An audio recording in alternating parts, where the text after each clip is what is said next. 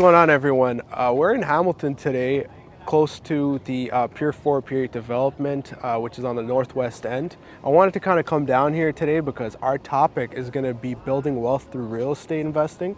I kind of wanted to touch on that because I feel like people have forgotten the fundamentals of real estate and real estate investing, more specifically what it's actually about. So I kind of wanted to touch on the wealth building aspect, which I think is really the main purpose. There's no real purpose for doing all this, putting in all the effort, getting properties, renting them out, waiting, which you're supposed to do.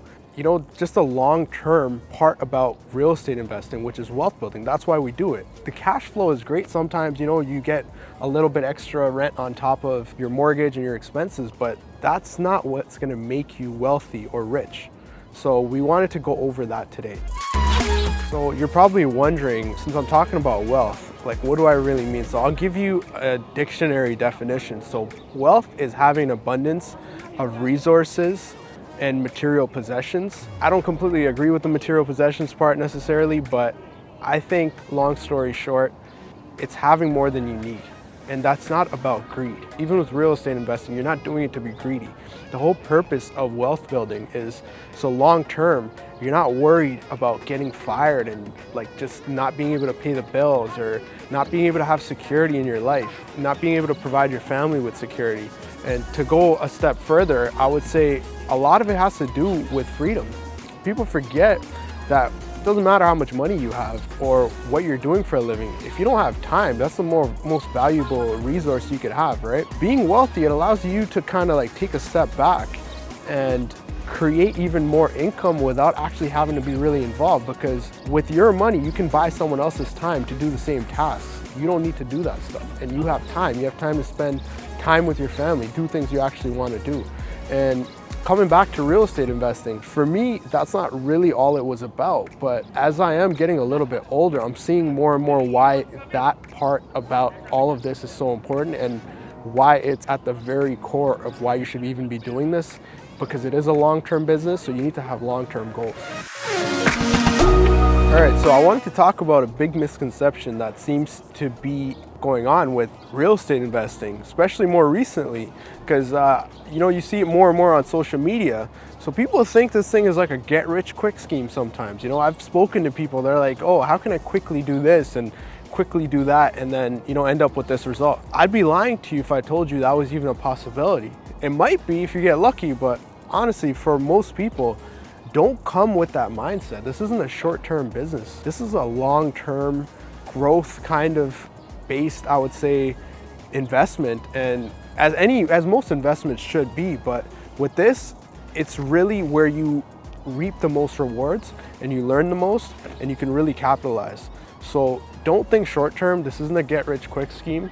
You have to be in it for the long run, and it'll pay off, believe me. All right, so how do you build wealth through real estate investing? How does that work? In its most basic form, you're gonna be buying a property. Let's say your mortgage and expenses is $2,000. Okay, your rent is $2,500. You're paying down your mortgage and you're making some money on top.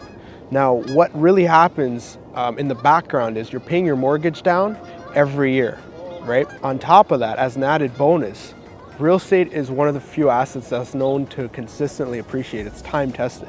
So if you're going off, let's say 5% appreciation, every year your property value goes up 5%.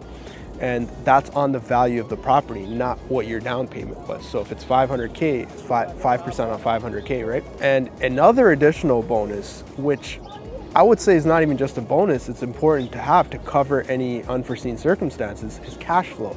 So that excess rent that you get on top of your expenses every year, that's money just going to the bank, right? Why is that considered passive, and why is that a great investment vehicle? Because over time, you're building out all of that money, and it's not done in a couple months or a year, but when you're talking about years, I'm saying like 3 to 5 years, it really starts adding up. And that's wealth that's being generated without you saving or, you know, like working extra jobs or doing anything like that. So you can really see a big benefit and really change your life over time. I always like to use a simple example, like 500K, right? So a 500K property, every year you're getting 5% appreciation. It's not a crazy amount, by the way. That's pretty reasonable. And that could mean 1 year you get no appreciation. After 2 years, 3 years, maybe you get 10, 15, but let's say on average, 5%. You get 25K on that property every year, built in equity. On top of that, at today's interest rates of 3%, your mortgage pay down is gonna be about 8,300. Okay, on top of that, let's say you're getting a couple $100 in cash flow, right? Let's say 350. Annually, that turns out to be about 4K. All of that stuff combined, it's getting you almost 30, 40 grand in wealth being built every year. So if you're working an average job, let's say like 60K, that's like most of your income being built in terms of equity in a property. Now, when it gets really interesting is when you take that and times that by 3 years, let's say, a property like that, based on those numbers, would build about 116K in equity. That's just from you doing nothing passively, right? You're probably wondering, if real estate is a long-term business, how are people doing it in such a short period of time? Especially like in COVID, you saw some people like going from 0 to like 5 to 10 plus properties, right? How's that happening? The reason is because one, there's been ridiculous year-over-year appreciation. We're seeing like 25%, in some markets 40%. The further you go from the GTA, it seems the more appreciation there's been. So once you start like getting that much equity built up, it's really easy to start pulling those funds out and then deploying them into other investments, even other properties, right? That's one thing.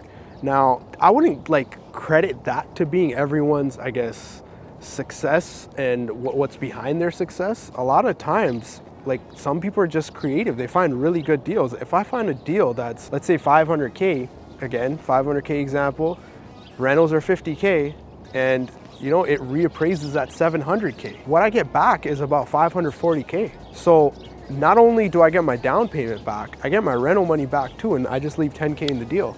I'm able to take that down payment and most of that rental money again, which amounts to about 140K together, and go to another property. The best quote that I've heard, I would say, in regards to scaling in real estate and deals is the best deals are not found, they're created. So if you can create equity by being creative and finding gems on the market or off the market, you can really scale up quickly and people will fund your deals. And sometimes you just get lucky too, where there's a lot of appreciation. But remember, behind that too is a lot of action taking. A lot of people could literally just be sitting on money and not do anything. I see a lot of people like that too, right? There's people with primary residence with $1 million of equity just sitting. It's the people that wonder and say, okay, like, how do I make this money work for me, or take it a step further? That's where you start taking a little bit more risks, but you reap the rewards. All right, so in closing, what I want to tell everyone is you should stick to the fundamentals. Focus on the basics, get into the business and understand it's long-term. The nature of this business is long-term, it has to be. Get the basics down, understand everything, right? Get used to things, and then get creative if you want afterwards, right? I'm sure you can. There's a lot of talented people I've met, and they've made a lot of money because of that. But stick to the fundamentals, avoid the headlines, don't worry about other people, and just stick to the basics.